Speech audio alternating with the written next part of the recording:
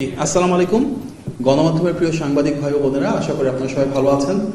আজকে এই press conference আয়োজন করবার জন্য অনেকটাই হঠাৎ করে আমি ধন্যবাদ জানাচ্ছি প্রেস টিমের এখানে যারা রয়েছেন, আয়োজন করেছেন। সুজন ভাই, নাজমুল ভাই, পামির ভাই, স্বাধীন ভাই রয়েছেন, আমাদের টিমের অন্যান্য মেম্বার তারেক ভাই, নাহিদ ভাই সহ অন্যান্য সবাই। দেখুন, আমরা মোটামুটি অবগত আছি যে দেশ জুড়ে প্রবল বৃষ্টিপাত হয়েছে, তার ধারাবাহিকতায় বেশ কিছু জায়গায় বন্যা হয়েছে, পাহাড় ধস হয়েছে, জলাবদ্ধতা সৃষ্টি হয়েছে।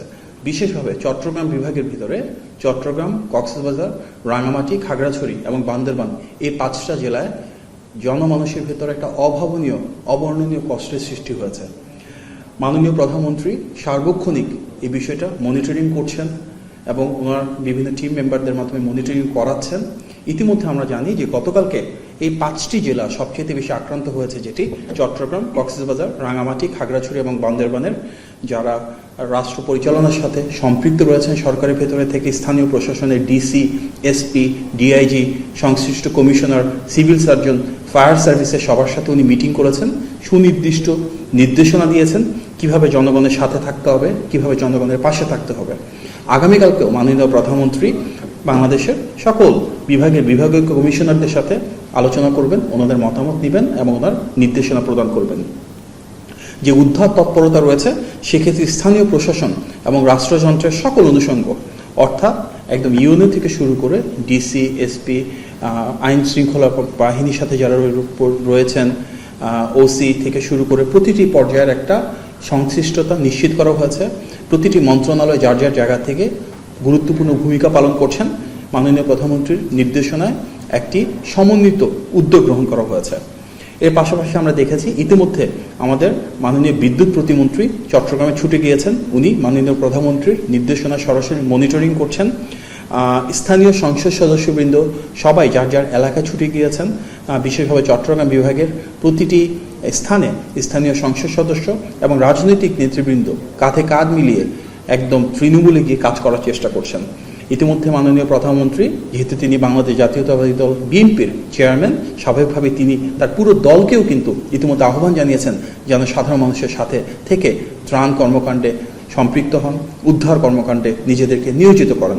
ইতিমধ্যে বিমূল দল বিএনপি এবং ছাত্রদল, যুবদল, স্বেচ্ছাসেবক দল সহ বিএনপির সকল অঙ্গ এবং সহযোগী সংগঠনের নেতৃবৃন্দ প্রতিটি জায়গায় স্থানীয়ভাবে সাধারণ জনগণের সাথে থেকে কাজ করছেন এবং যেভাবে পারে সাধারণ মানুষের পাশে দাঁড়াচ্ছেন। মাননীয় প্রধানমন্ত্রী ইতিমধ্যে অর্থনৈতিক অনুদান নিশ্চিত করেছেন। আপনারা নিশ্চয়ই অবগত রয়েছেন, প্রায় 2 কোটি টাকার উপরে খুব দ্রুত গতিতে সাধারণ মানুষের কাছে পৌঁছে দিয়েছেন।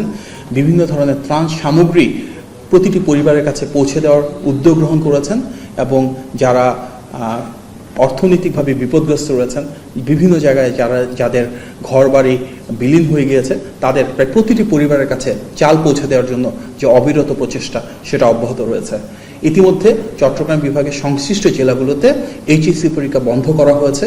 এ বিষয়ে ইতিমধ্যে সংশ্লিষ্ট স্থানীয় প্রশাসনের সাথে আলোচনার মাধ্যমে এই যে এইচএসসি পরীক্ষা বিলম্বিত করা, বর্তমান কিছু সময়ের জন্য বন্ধ করা, সেই সময়টাকে আরেকটু দীর্ঘ করা হচ্ছে।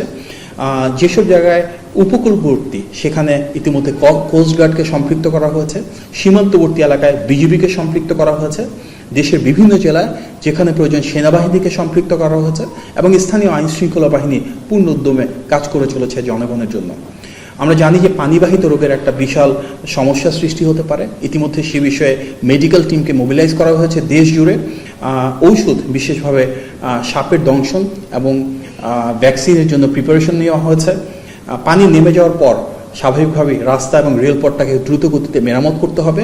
এই জন্য সংশ্লিষ্ট এলজিইডি এবং রোডস অ্যান্ড হাইওয়ে সহ বিভিন্ন সরকারি দপ্তরকে প্রস্তুতির জন্য নির্দেশনা দেওয়া হয়েছে।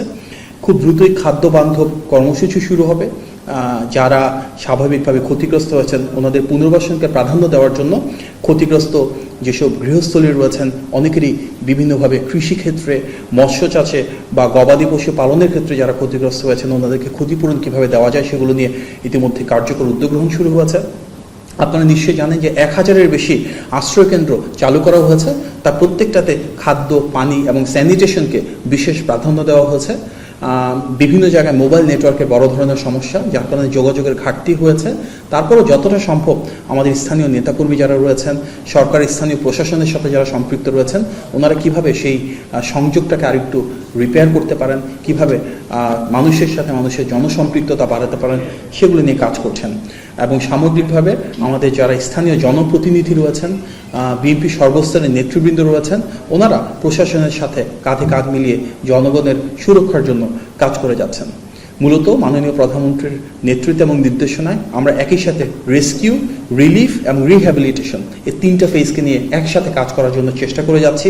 দেখুন, যখন একটা জাতির জন্য দুর্যোগের ঘনঘটা নেমে আসে, তখনই কিন্তু ঐক্যবদ্ধ হওয়ার সময়। জনগণের নির্বাচিত সরকারের মাননীয় প্রধানমন্ত্রী নির্দেশনা দিয়েছেন, স্থানীয় সরকার, রাষ্ট্রীয় পর্যায়ে আমরা সেন্ট্রালি যা করার প্রয়োজন, একটি রাজনৈতিক দল হিসাবে বিএনপি এবং সকল শ্রেণী এবং পেশার মানুষ এক হয়ে যদি আমরা এই বিভিন্নভাবে যারা দুঃসহ পরিস্থিতি পড়েছেন, যাদের অনেক কষ্ট হচ্ছে, সেটা লাঘব করার জন্য কাজ করে যাই এবং মাননীয় প্রধানমন্ত্রী যেভাবে গভীর ভালোবাসা এবং উপলব্ধির মাধ্যমে চেষ্টা করে যাচ্ছেন এই মানুষগুলোকে কিভাবে বর্তমান যে সমস্যায় রয়েছেন, সংকটে রয়েছেন, সেখানে উত্তরণ করা সম্ভব, আমার ধারণা আমরা সবাই মিলে ইনশাল্লাহ সেটা নিশ্চিত করতে পারবো। একটা নির্বাচিত সরকার তার সর্বোচ্চ দায়বদ্ধতা, আন্তরিকতা এবং গভীর মমত্ববোধ দিয়ে মাননীয় প্রধানমন্ত্রীর নির্দেশনায় চট্টগ্রাম, কক্সবাজার, রাঙামাটি, খাগড়াছড়ি, বান্দরবান সহ প্রাথমিকভাবে 5টি জেলায় এবং সারা বাংলাদেশ জুড়ে যে প্রবল বৃষ্টিপাত, বন্যা, পাহাড় ধস এবং জলাবদ্ধতার বিষয়গুলো রয়েছে, সেটিকে সর্বোচ্চ গুরুত্ব দিয়ে মানুষের ভাগ্য পরিবর্তনের জন্য, তাদেরকে আরও সুরক্ষিত রাখার জন্য, ওনাদের ত্রাণ, খাদ্য, পানি, স্যানিটেশন নিশ্চিত করবার জন্য এবং যারা পরীক্ষার্থী রয়েছে তাদের যেন জীবনে বড় ধরনের যে বিপদ তারা ভাবছিল সেখান থেকে বেরিয়ে আসতে পারে, সে কারণে পরীক্ষা বিলম্বিত করার মাধ্যমে বহুমুখী একটা পদক্ষেপ গ্রহণ করা হয়েছে। সরকারের এই সমন্বিত উদ্যোগের মাধ্যমে আমরা চাই যারা ক্ষতিগ্রস্ত হয়েছেন তারা যেন একটু স্বস্তির নিঃশ্বাস ফেলতে পারেন এবং সরকার সর্বোচ্চ দায়বদ্ধতা নিয়ে, সর্বোচ্চ দায়িত্ববোধ নিয়ে মাননীয় প্রধানমন্ত্রীর নির্দেশনায় প্রতিটি মানুষের পাশে রয়েছে।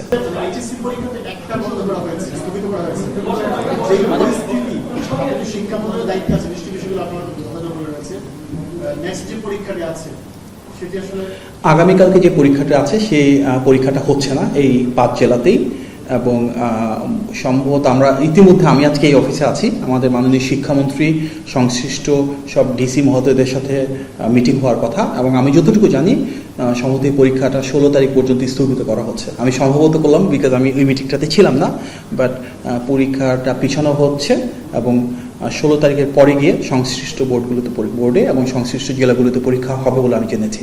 ধন্যবাদ। আপনাদেরকে অনুরোধ করবো মাননীয় শিক্ষামন্ত্রীর কাছ থেকে সেই চূড়ান্ত সিদ্ধান্তটা আপনারা একটু চেক করে নিলে ভালো হবে। ধন্যবাদ।